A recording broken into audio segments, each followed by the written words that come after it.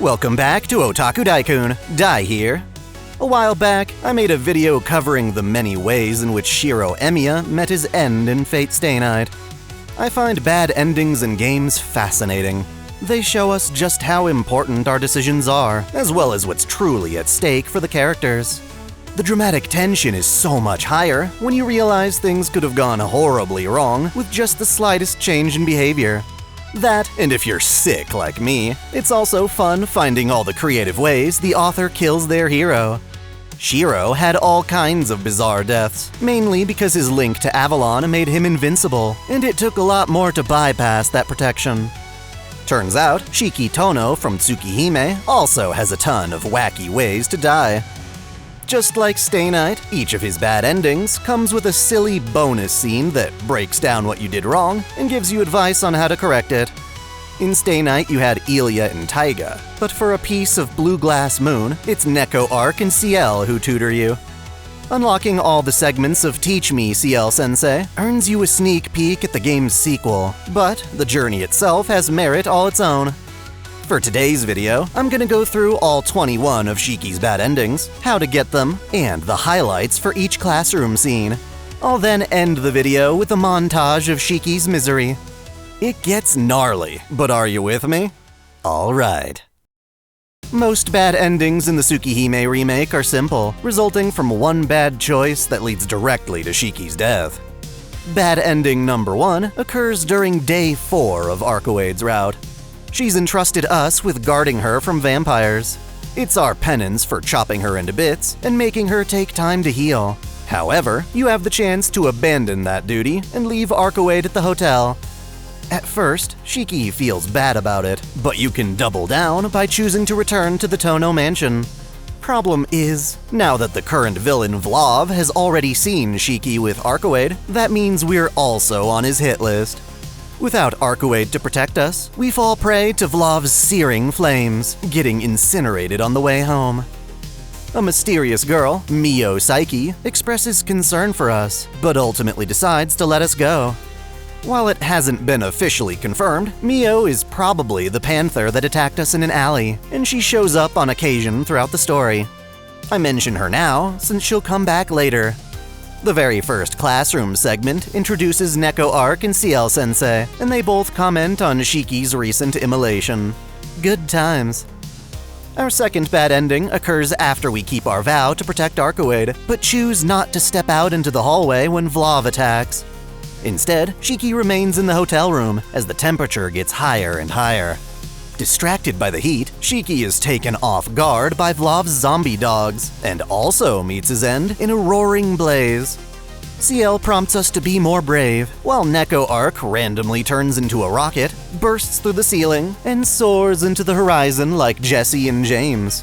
Okay. After surviving Vlov's attack on the hotel, Arcueid takes us back to her apartment to discuss their strategy moving forward. Shiki wants to finish things as soon as possible to prevent more vampire killings in the city. Arcueid, on the other hand, needs to rest and suggests waiting till nightfall to make our move. Of course, you can ignore her plan and sneak into Vlov's lair all on your own. This is actually how things are supposed to play out in Ciel's route. The difference in Shiki's fate comes from whether Ciel has had the opportunity to scour Vlov's lair beforehand. Her route has you occupy her time with other things, but that doesn't happen in Arcueid's route. Thus, while Shiki is busy breaking into Vlov's lair, he runs into two of Vlov's underlings. It's their job to gather more victims, and thanks to Ciel's prior invasion, they're woefully low on their quota. Unlike in Ciel's route, this has them immediately push Shiki into the dungeon, where he becomes zombie chow. Nothing special happens in the classroom segment. Ciel just explains the intricacies of this bad end. Basically, you're punished for hopping onto Ciel's route without doing the proper legwork. Following Arcueid's route the way it was supposed to be done, Shiki and Arcueid confront Vlov on day 5, and there are ways that Shiki can die during the battle. By underestimating your opponent and charging straight in, you jump straight into Vlov's pit of fire before it can be extinguished. Roasty toasty Shiki. Ciel and the Neko discuss the cast's preference for grilled meats. How appropriate. Once Vlov switches from fire to ice, Shiki can finally jump in and help Arcueid. Vlov can launch shards of ice and instantly freeze anything that approaches him. The way you're supposed to kill Vlov is to use Arcueid's vines to tie Shiki to a chain of rocks. Then, by using the rocks as a downward bridge, Shiki can essentially fall on Vlov, severing Vlov's death point in midair. Make the wrong choice, though, and Shiki will instead ask Arcueid to throw him at Vlov for a chance to strike from behind. Issue here is that Shiki's on the ground, and Vlov freezes his feet before he can make the distance. As punishment, we're impaled by a swarm of icicles that erupt from below. Neko Arc takes pleasure in throwing a stuffed Shiki at the chalkboard, only for it to explode on impact. Whoops! Another failed plan has Arcueid pulling Vlov in with her vines. Vlov just uses this to accelerate himself and shank Shiki with his massive lance. Ooh. Then, Neko Arc will accuse us of trying to be isekai'd. That's not exactly fair. If I really wanted to visit another world, I'd just jump in the road and let Truck-kun do his job. At the Tono mansion, Shiki is cared for by his personal maid Hisui. While she worries about your safety, she's also there to respect your wishes. If you tell her you'll be sneaking out at night, then she'll leave the mansion door unlocked. You can choose to underestimate how helpful she is and instead lie to her. Do that and she'll lock the gate, and when Shiki tries to get in later that night, he's forced to search for the rear entrance. Ooh. While circling the property, you fall victim to the true antagonist, Roa. Wah wah. For some unknown reason, Neko Arc ascends as a cat god and challenges Ciel to a fistfight. So much for getting advice.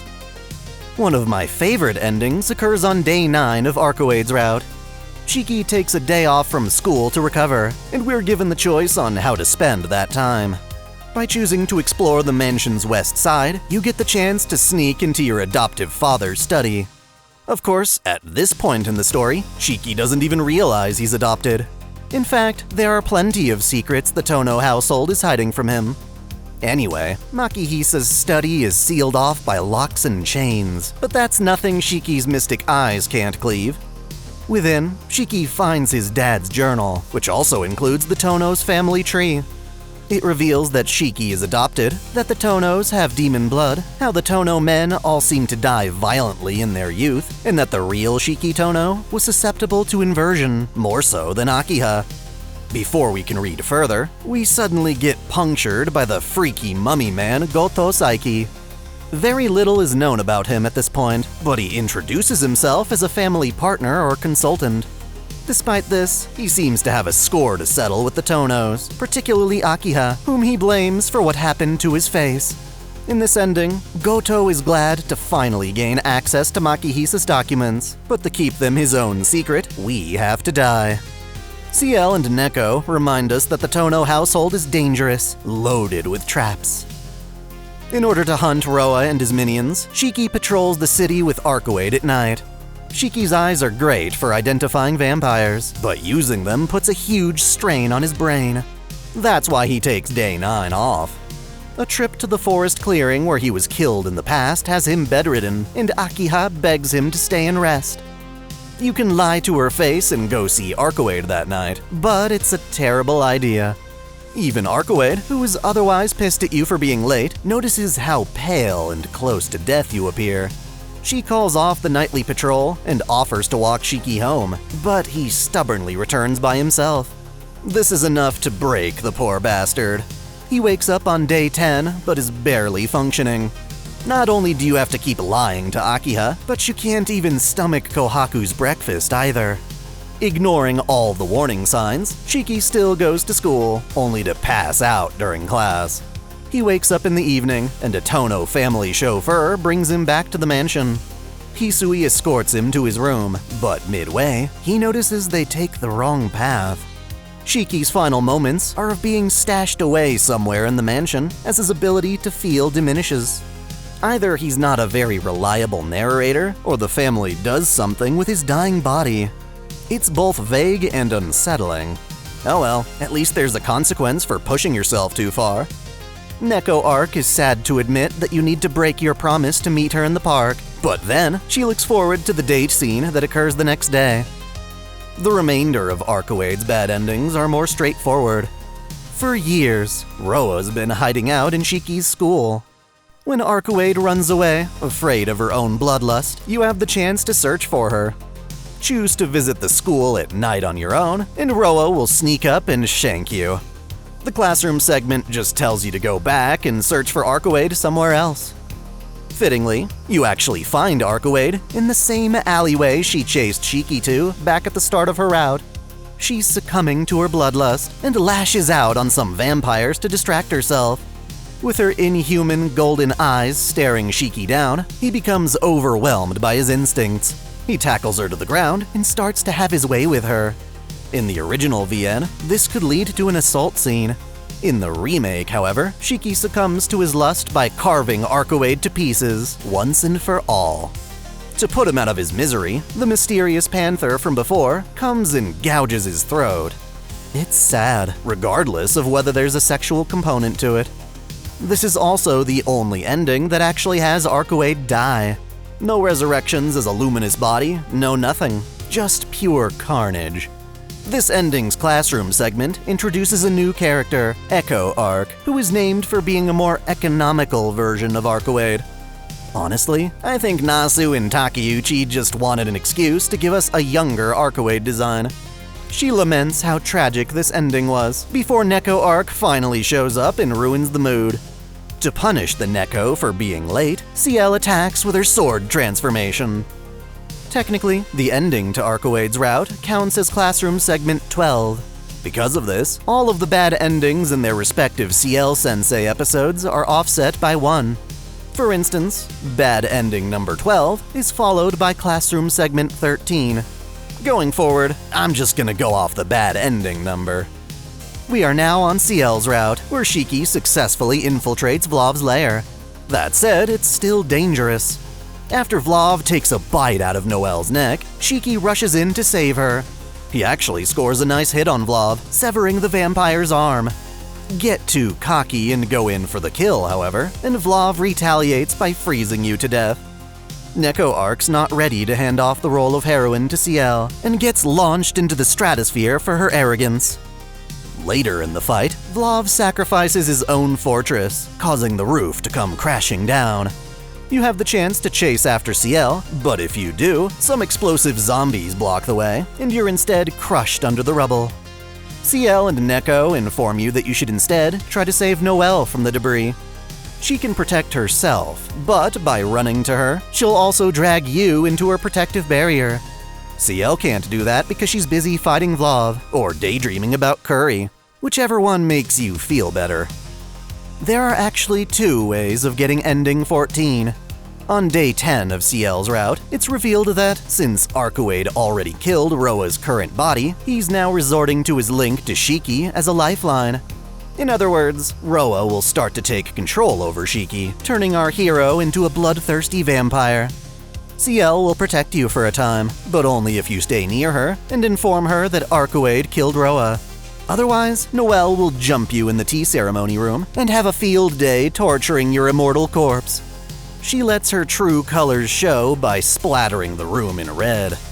Her playful yet horrified demeanor is haunting, and you're left listening to her rant before she finally puts you out of your misery. In the classroom segment, Ciel gives excuses for why she couldn't come to your rescue. Bad End 15 is one of the strangest, and you just have to realize what you're getting into beforehand. Not only is the Tono family doctor, Araku, batshit insane, but she's also a total sadist. Pretty sure she's one of the Dead Apostle ancestors, the one that looks like a spider in Noel's flashback. While she is a talented doctor, she also has a special serum that can turn ordinary people into dead apostles. When she comes to Shiki's school to administer vaccines, you can choose one that's both painful and ineffective. She's surprised you'd actually allow her, and takes the opportunity to inject you with glee. Since you're already turning into Roa, though, it doesn't have much effect, not yet anyway. Wait 2 days later, and that choice will come back to haunt you. Her injection basically pushes Shiki over the edge, destroying any hope of maintaining his humanity. Now completely possessed by Roa, you'll sneak out at night to feast, watching from the city rooftops as Noel rips innocent people to shreds. God only knows what you'll get up to in this new incarnation. Since the method to avoid this ending is so obvious, Ciel instead hints that her route has an ending that heavily features Arcueid. Neko Arc goes to try it, and is horrified to discover that in said ending, she becomes the villain. Well, regular Arc does anyway. Eventually, Ciel reveals that she knows Shiki's the new Roa, and finally sets out to kill us. Shiki called out to Ciel for help, but now finds himself fighting for his life. You can try to avoid her assault by dodging backward, but this just results in you being pinned down by Ciel's black keys and impaled on her pile bunker. The seventh holy scripture exercises your sorry ass. In the classroom, Ciel shows you an RPG rendition of your demise. As Shinji Ikari from Evangelion always says, I mustn't run away. Bad Ending 17 is by far the most intense, at least if you get it the more complicated way. The easy path to this end is to simply have Shiki take off his glasses when confronting Ciel. By showing your fangs, you make it easier for Ciel to put you down, so don't provoke her. That said, you'll be locked into this ending if you made a certain choice back during Day 9. Before Noel became a vampire, before she wanted to kill you, she actually orchestrated quite the messy situation. Remember the 2 vampire minions who caused your death in Bad Ending 3? Well, Noel has them captured and offers to let Shiki torture them as revenge. You're supposed to reject her offer, but if you oblige, Shiki will take one step into his own grave. Basically, he'll lose what little humanity he has to protect against Roa's influence. As a result, you'll have to take your glasses off against Ciel, but that's only the tip of the iceberg. Days 11 and 12 of Ciel's route have Shiki slowly but surely going insane as Roa's awakening pushes him toward fits of violence. Afraid to hurt anyone he loves, he hides out in his room, nearly killing the other maid Kohaku when she unlocks the door. During this time, Shiki's an unreliable narrator, blanking out between migraines. What actually happens here is also affected by whether you tortured the vampires on Day 9.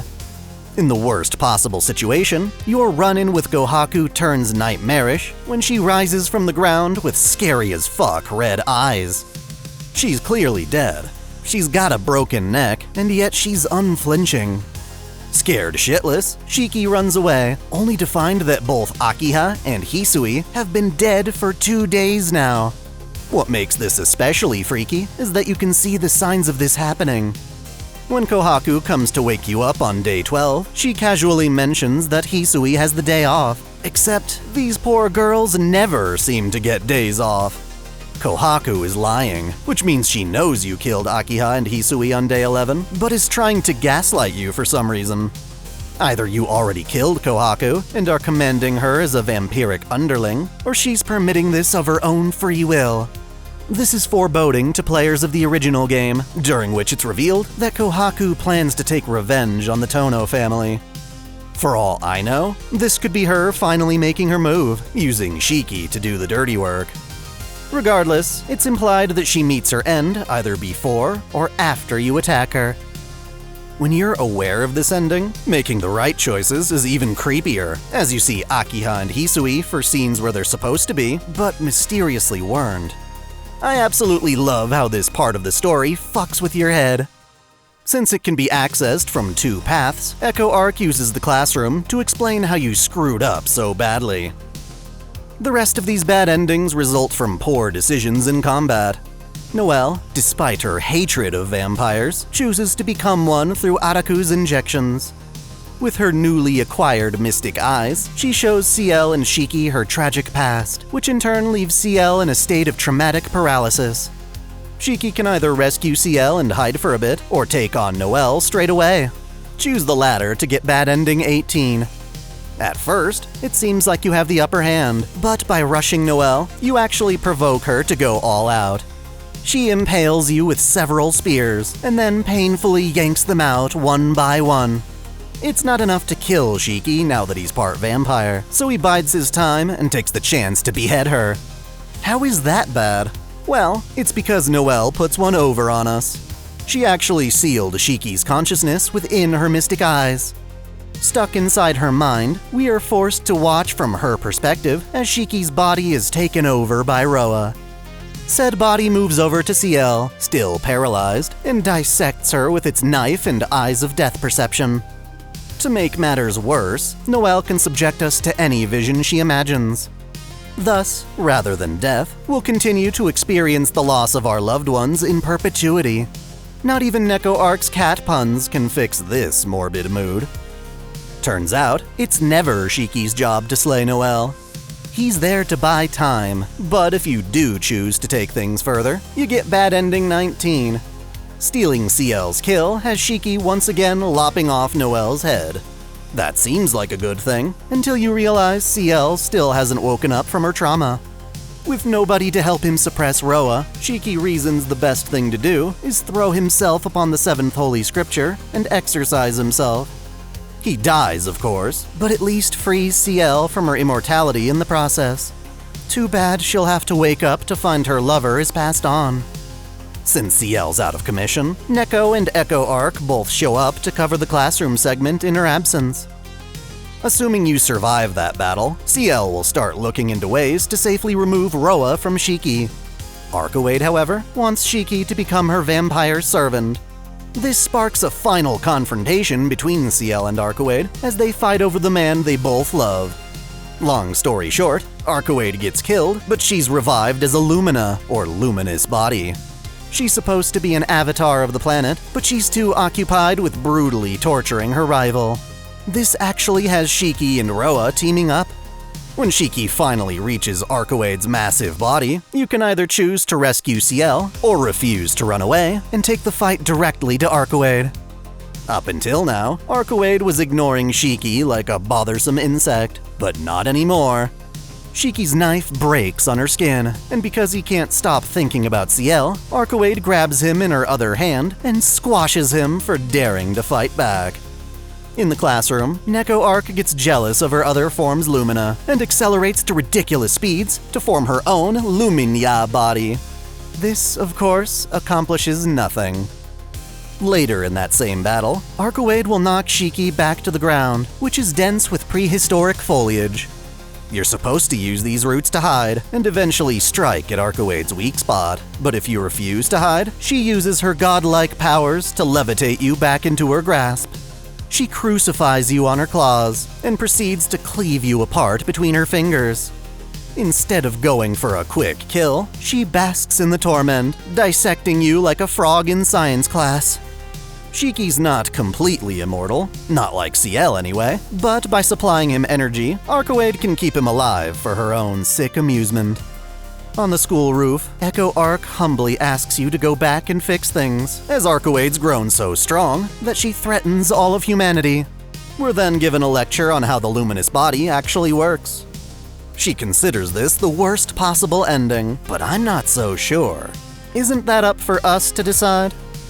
Like I said before, unlocking all the endings, good and bad, will have Ciel-sensei reward you with a sneak peek at the other side of Red Garden.